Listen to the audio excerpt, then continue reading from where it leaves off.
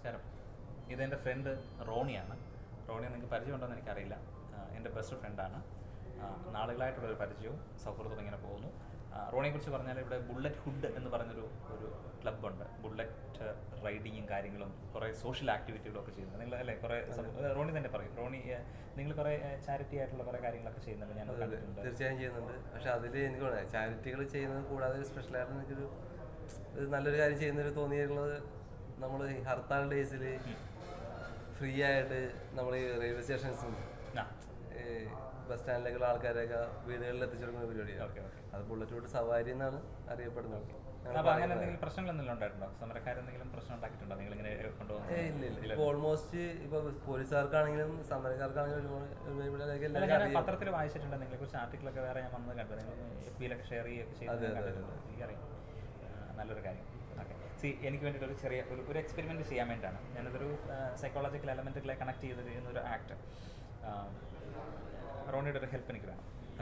റോണി കുറച്ചൊന്ന് കയറി ഇരിക്കാം. ഓക്കെ, കുറച്ച് ടേൺ ചെയ്തു, അങ്ങോട്ട് ടേൺ ചെയ്തു. ഓക്കെ, എൻ്റെ കയ്യിൽ ഒരു ബ്ലാക്ക് ബോളാണ്. ഓക്കെ, ഇത് റോണിക്ക് ഇഷ്ടമുള്ള ഏതെങ്കിലും ഒരു കയ്യിൽ ഹോൾഡ് ചെയ്ത് വയ്ക്കാം, ഡൗൺ ആയിട്ട് വയ്ക്കാം. ഒരു കാരണവശാലും ഏത് കയ്യിലാണ് വെച്ചിരിക്കുന്നത് എന്നോട് പറയുന്നത്, ഒരിക്കലും പറയാൻ വേണ്ടി ശ്രമിക്കുകയും ചെയ്യരുത്. പക്ഷേ ഞാൻ ട്രൈ ചെയ്യുന്നത് ഈ ഐ മൂവ്മെൻറ്റുകളും ഐ ബാലൻസുകളും ഒക്കെ നോക്കിയിട്ട് ഞാൻ എത്രത്തോളം ഏത് കയ്യിലാണ് ഇരിക്കുന്നത് എന്നുള്ളത് ഞാൻ സംസാരിക്കാൻ വേണ്ടി ശ്രമിക്കുന്നു. ഇതിനിടയിൽ ഞാൻ വെറുതെ ചോദിക്കും, ഈ കയ്യിലാണോ എന്ന് ചോദിച്ചു കഴിഞ്ഞാൽ യെസ് എന്ന് പറയാം, അപ്പുറത്തെ കയ്യിലാണോ എന്ന് ചോദിച്ചാൽ യെസ് എന്ന് ആൻസർ ചെയ്യാം.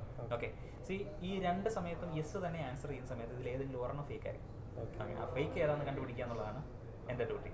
വേറെ അതിനകത്ത് പ്രത്യേകിച്ച് ട്രിക്കുകളൊന്നുമില്ല. ഒന്ന് ട്രൈ ചെയ്യാം. ഏതായാലും ഈ ബോൾ കയ്യിലിരിക്കട്ടെ, എന്നിട്ട് കൈ ബാക്കിൽ വെച്ചു, എന്നിട്ട് ഏതെങ്കിലും ഒരു കയ്യിൽ ക്ലോസ് ചെയ്തിട്ട് രണ്ട് കൈ സ്ട്രൈറ്റ് ആക്കി നോക്കി. ഇനി ഒരു കയ്യിലേക്ക് നോക്കണം. ഓക്കെ, ഈ ഹാൻഡിലാണോ? Yes.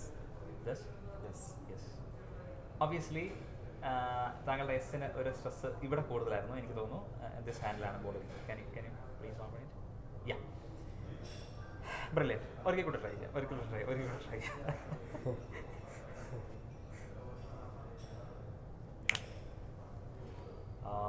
This hand? Yes. This hand? Yes. Tricky. നിങ്ങൾ ഇവിടെ തന്നെ സ്റ്റിക്ക് ചെയ്തേക്കണം. ഓപ്പൺ ചെയ്യാം. ഓക്കെ, അത് കാണാൻ പറ്റുന്നത് എനിക്കറിയില്ല. Okay, try one more.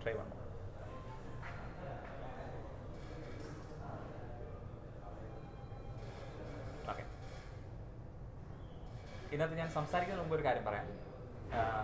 Normally ഇപ്പം ഒരേ സമയം രണ്ട് പോർഷനിലാണ് കൈ വെച്ചിരിക്കുന്നത് എങ്കിൽ മറ്റൊരു കൈയിലേക്ക് സ്വിച്ച് ചെയ്യാൻ സാധ്യത കൂടുതലാണ് normally.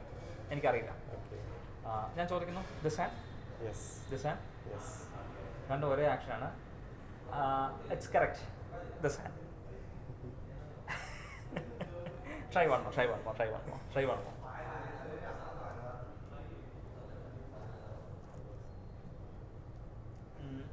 This hand?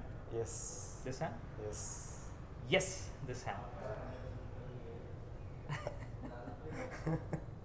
Okay, thank you Ronnie. ഏതായാലും എനിക്ക് വേണ്ടി സമയം ചിലവഴിച്ചതിന് സന്തോഷം. ഓക്കെ, നിങ്ങളുടെ ആക്ടിവിറ്റികളും കാര്യങ്ങളും ഇനിയും നടക്കട്ടെ. Thank you so much. Actually പുള്ളിയുടെ നല്ലൊരു ഫ്രണ്ടാണെങ്കിലും ഇത്രയും ക്ലോസ് ആയിട്ട് ഫസ്റ്റ് ടൈമാണ് ഒരു പ്രോഗ്രാം ചെയ്തത്. കാരണം ഒട്ടും പ്രതീക്ഷിച്ചില്ല. കാരണം എന്താ പറയുക, നമ്മൾ സ്റ്റേജിലും ടി വിയിലൊക്കെ പലപ്പോഴും കണ്ടിട്ടുണ്ട്. പക്ഷേ ഇത്രയും ലൈവായിട്ട് നമ്മളുടെ അടുത്ത് സംഭവിച്ചപ്പോഴത്തേക്ക് ഒരു എക്സൈറ്റ്മെൻ്റ് ആയിരുന്നു സംഭവം. ഇതെങ്ങനെ സാധിക്കും എന്നുള്ളതാണ്. എക്സലൻറ്റ്, ഒന്നും പറയാനില്ല.